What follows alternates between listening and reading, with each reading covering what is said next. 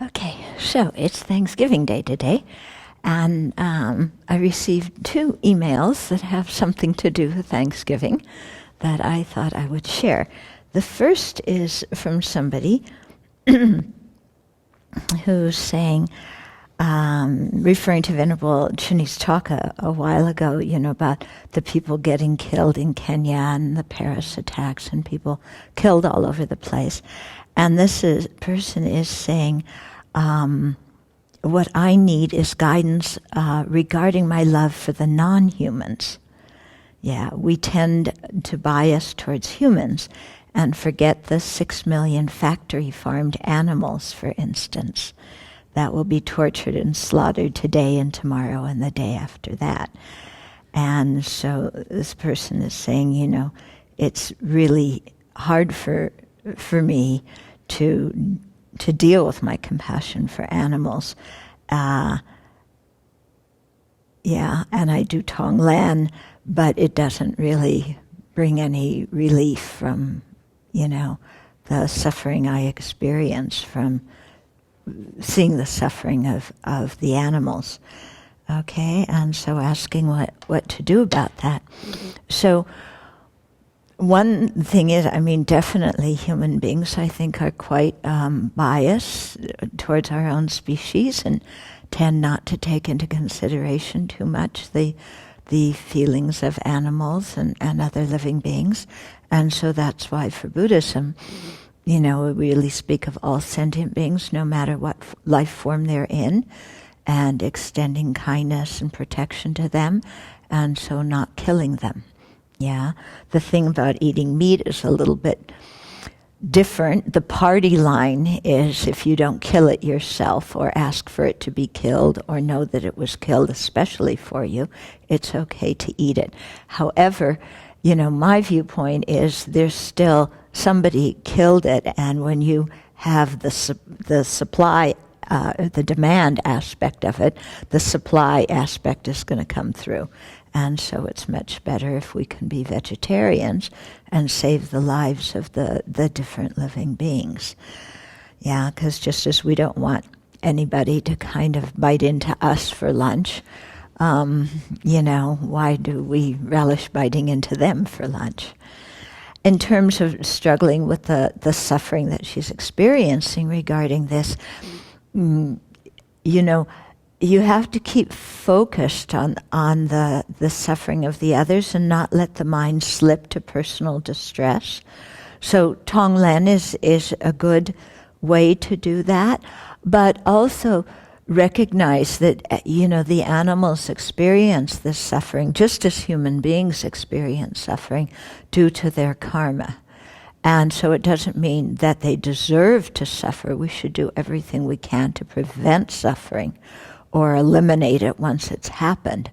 But to expect to live in a world where there's no suffering when we are living beings who are ourselves overwhelmed by ignorance, anger, and attachment, that is unrealistic. Yeah? And so when we see the suffering of others, then use that to motivate ourselves to practice better. And then make prayers, through my practice in the future lives, when I meet these animals, may they be born as human beings and may I guide them on the Dharma path at that time, Or when you're around animals, just even saying the mantras and saying your prayers out loud to put good imprints on their mind. That's something to do to benefit them. When you do something to benefit others, the feeling of one's own suffering at seeing them suffering diminishes because you realize there's something you can do. Of course, you can't change all the animals into human beings and teach them the Dharma right now. But, we need to improve our practice and then, like I said, say the mantras and things like that, which plant good seeds on the animals' minds, and then make prayers in future lives to be able to teach them and lead them on the path, which means that now we have to get busy, and practice. Okay. Then the other one, our friend Sherry sent us, And apparently it's from a Presbyterian minister in Austin, Texas. Okay? But he said some really beautiful things, so I thought I would read it to you. And, okay. So he said, Thanksgiving is a day filled with mixed emotions. On the one hand, we feel genuine gratitude for all the gifts of life and for the freedoms we enjoy this day. On the other hand, we also know this day can easily become a repetition of a false history where God gave white Europeans this nation. Sometimes we intellectually include the grudging footnote that the land was actually wrenched from the native people through unspeakable violence and built largely with kidnapped and enslaved African people. But mindlessly celebrating this tradition runs the risk of emotionally reinforcing the idea that we are being thankful that God took the land from its original inhabitants and gave it to us. With us in the story being the white European pilgrims. I mean, whenever I think of Thanksgiving, I go back to being in grammar school, because that's the only meaning Thanksgiving has for me. And that's exactly what we were taught. Yeah? That the white people just came and occupied the country, and that was fine, no problem. And, slavery was bad, but hey, we're a free country now. Yeah, and nobody put in the footnote. It wasn't until later that I realized that, liberty and justice for all, and the right to life, liberty, and the pursuit of happiness. It wasn't until later that I realized that that was only for white men. Yeah, straight men, who were Protestants mostly. Yeah, and money. Yeah, and moneyed. Okay, that everything was equal for them. For the rest of us, we're there to serve them. Okay, so he says, how can we feel both gratitude for our lives and nation without lying about our history or our current shortcomings? Thanksgiving Day arrives at a time when leading presidential candidates speak of registering Muslims, of making Christianity a test for citizenship, and of using the U.S. military to force our will upon the world without any international standard. And to me, it's shocking that these presidential candidates can get away with saying that, and nobody in their own party is standing up and saying this is not true and this is not permissible. So what is the true meaning of the word patriotism? Yeah, difficult word for me. I don't know about for you. Surely patriotism is more than singing congratulatory hymns to ourselves. Yes, surely patriotism is more than the jingoism and nativism that crowds our airwaves. Surely patriotism is more than pride at our ability to oppose our will on the nations of the earth by our unmatched capacity to inflict violence.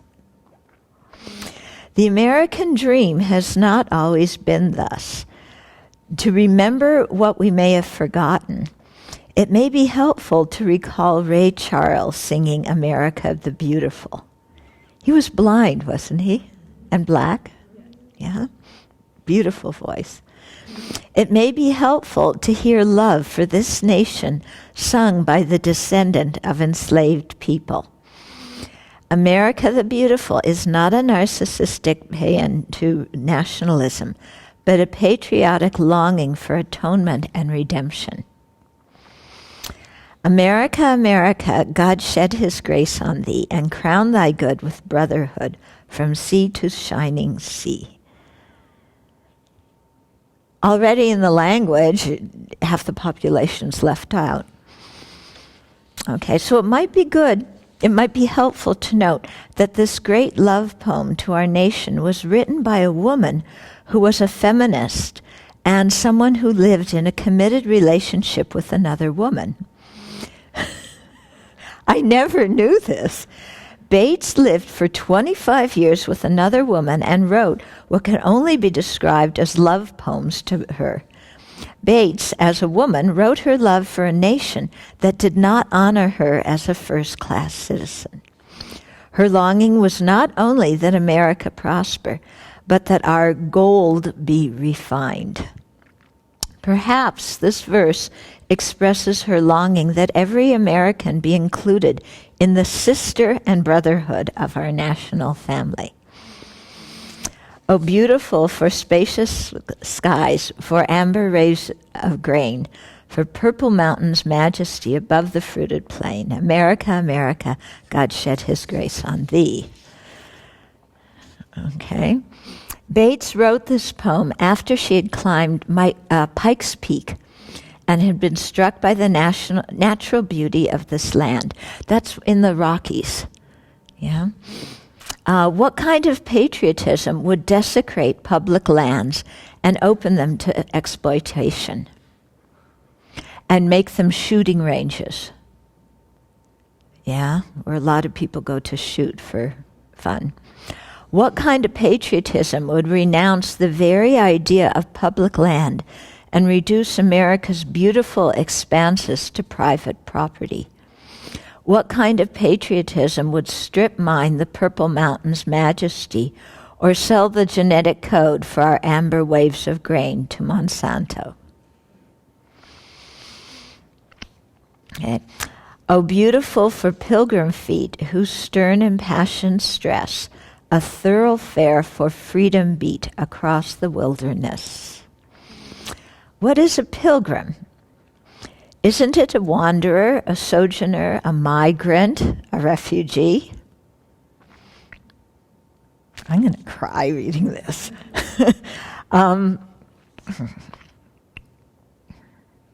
What kind of patriotism celebrates its own pilgrimage, but vilifies that of the people it has displaced through military and economic exploitation?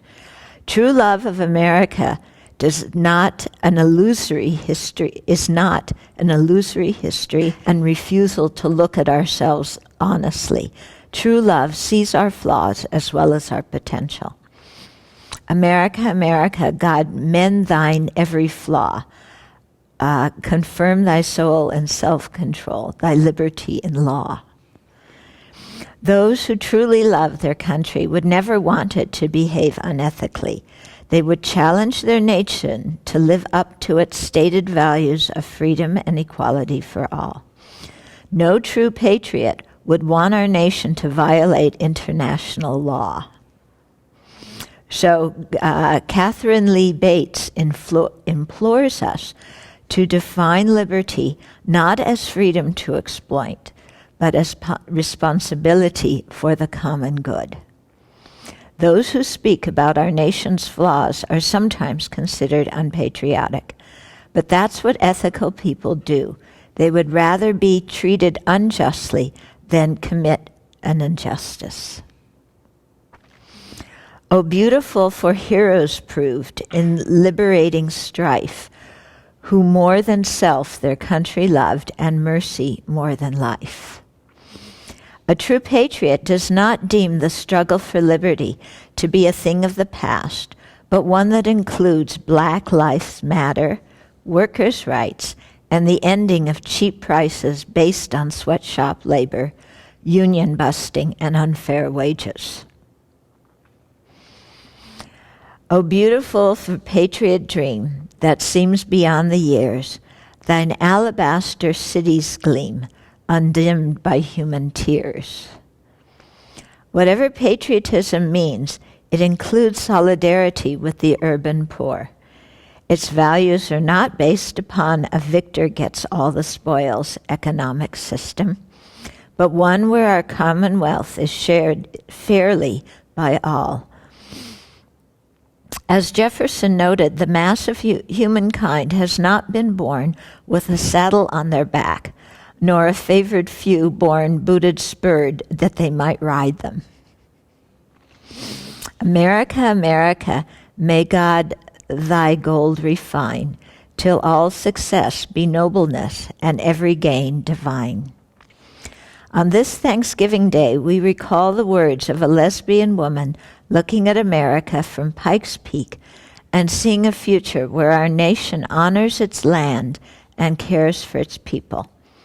America the Beautiful is not the typical narcissistic nationalism we usually hear on this day, where America is the exception, not the example of international standards. America the Beautiful is not a claim that Americans have been born into unmerited and unaccountable privilege. We need not rehearse the lie that God gave white Europeans this land. Instead, we can hear the song sung in the voice of a descendant of enslaved people whose love of our nation includes both visionary hope and prophetic criticism.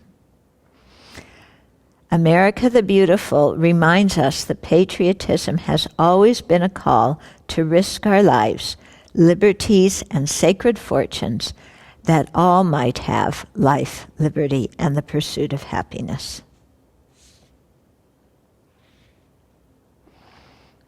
Yeah, so John Rigby, St. Andrew's Presbyterian Church, Austin, Texas. Incredible, huh?